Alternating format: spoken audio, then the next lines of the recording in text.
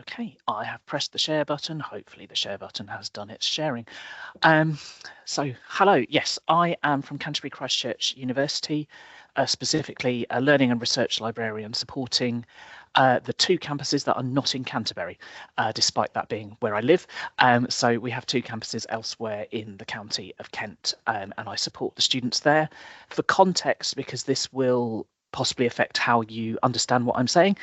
Most of the students that I work with are professional or are studying vocational courses relating to health or education in some way.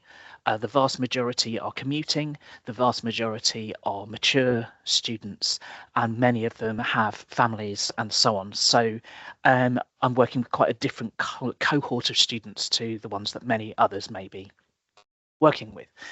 But yes, I'm coming from the perspective that actually, in some ways, from the librarian perspective, none of this is new. We've had the death of the library many times, even during my own career in libraries. I've been working in libraries since 2000. The advent of online books and journals has been the death of the library. The dominance of Google has been the death of the library. The explosion of the popularity of Wikipedia has been the death of the library. And now generative AI is going to be the death of the library. Understandably, I'm a little skeptical because, as far as I'm aware, I work across multiple libraries and I'm still a librarian. So I'm not particularly convinced about the potential death of the library. It changes things, potentially revolutionizes things in some ways, but it's not the end, and it's not new. All of these innovations brought largely the same questions to the fore, in my view. And I just keep thinking, is this innovation really so different from my professional sphere? A large part of what I do is talking to students about being critical about information. As my time in libraries has gone on, it has become easier and easier for students to find information, but maybe harder and harder for students to find good quality, relevant, useful information that they can rely on.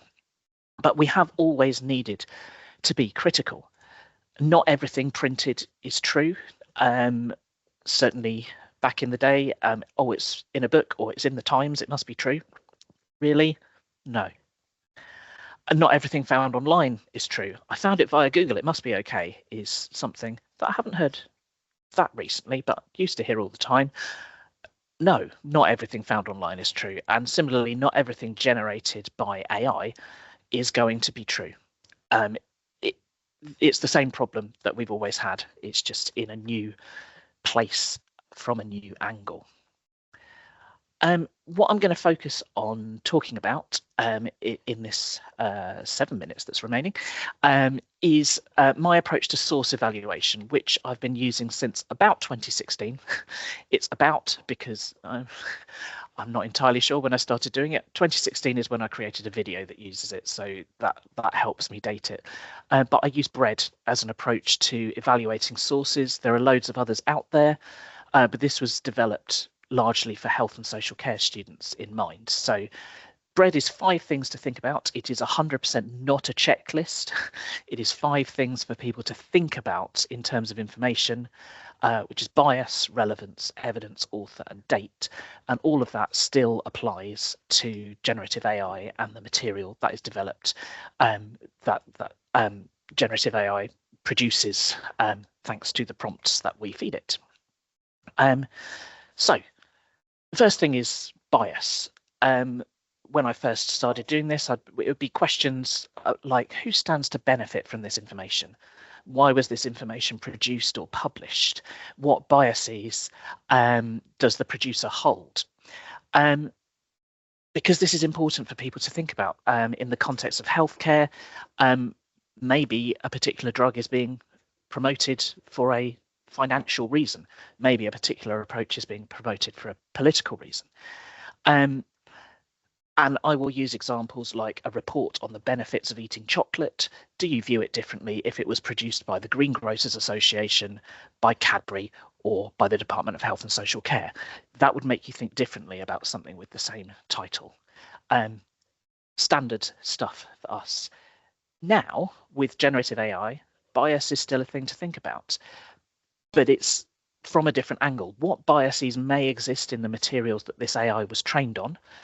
And that may be an unanswerable, depending on how open the AI's producer is. And does my prompt contain anything which will have biased the output? Because I think it's really important when we're dealing with AI for students, us, everyone, to recognise that we contain some responsibility for the information that it produces.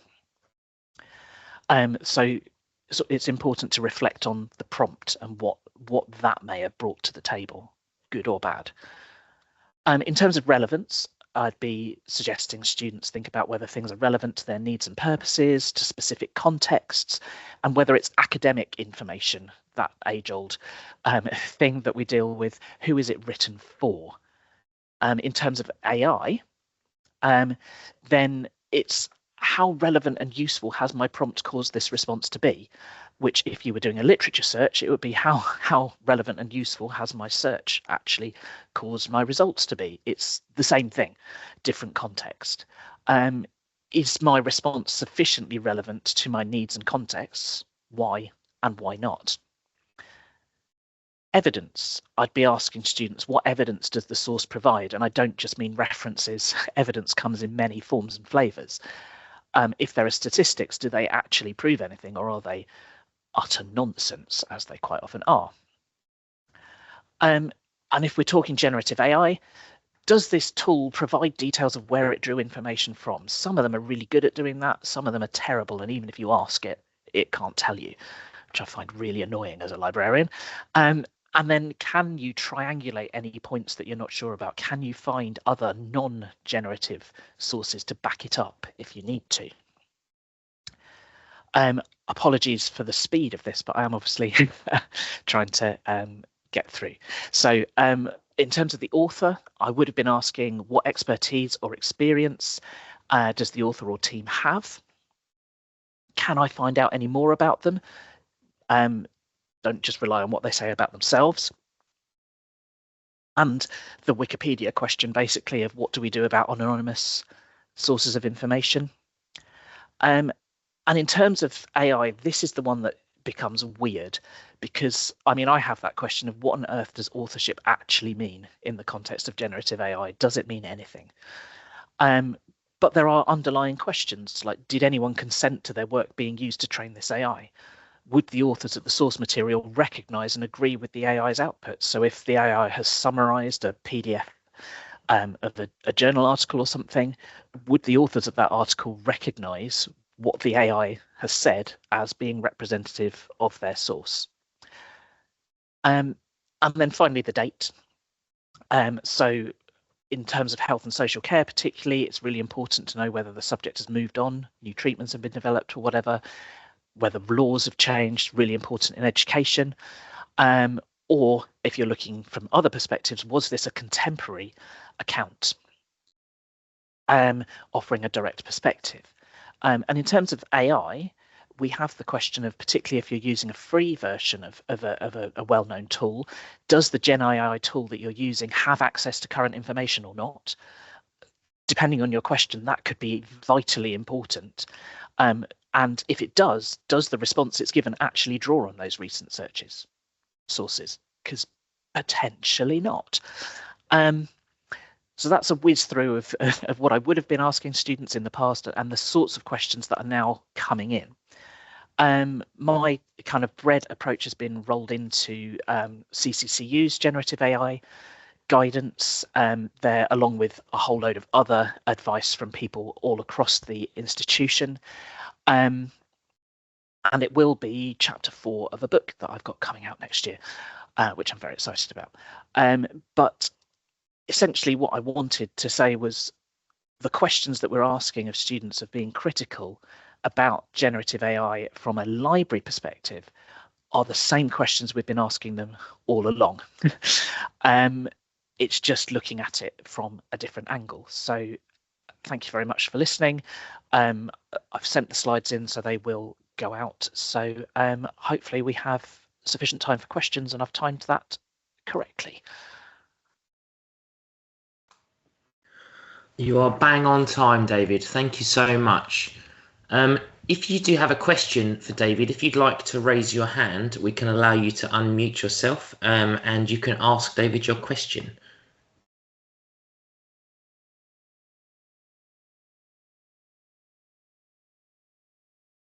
I could see that lots of stuff was going in the chat, but I was trying to ignore it as, you know, Yeah, I'm the same. I in the find it nicest incredibly possible way. difficult. No, it's incredibly difficult to talk and read at the same time. I really struggle with that as well. There is, we got one in the chat.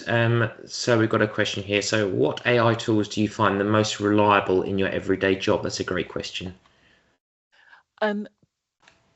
So some publishers have started creating AI tools which draw on their own sources. So one that we're looking within our team to work with some students with, but we haven't yet had the chance. The Nursing Times has an AI built into their website which draws on their own content, which with our experiments with it seems to be producing really good responses. And I personally feel more confident about specialist niche, the Nursing Times, sorry, specialist subject based ones like that, because of the curation that will have gone into that. Having said that, lovely Microsoft's one works well if I have managed to ask it a good prompt. If I haven't, it's absolutely appalling and upsetting. So it depends how, and with same with ChatGPT, honestly, the quality of response that I get basically depends on how awake and alert I was when I entered the prompt. Yeah, I think that's fair. We have another question. We've got time for another question from Kirsten again in the Q&A. So thanks, Kirsten. And Kirsten said, one of the new things about Gen AI is that it's increasingly difficult to distinguish where it's human or AI generated content. The boundaries are getting blurred as AI gets integrated in so many different apps, platforms, browsers, all this sort of stuff.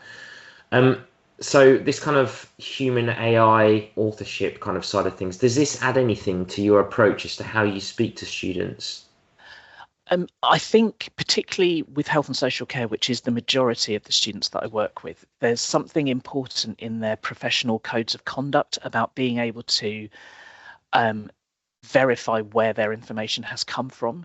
And so there is it's even more important for those students that if they are using an AI source, that it needs to be one that points to its sources, which Copilot does really well, for instance, among others.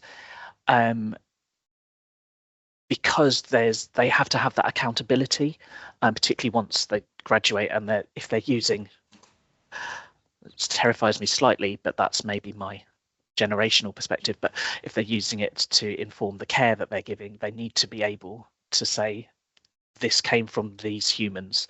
It may have been reinterpreted by an AI source, but they need to be able to point to what they based their practice on.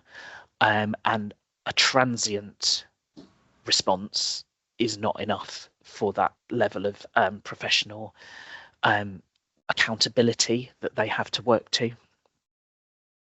Great. Thank you, David.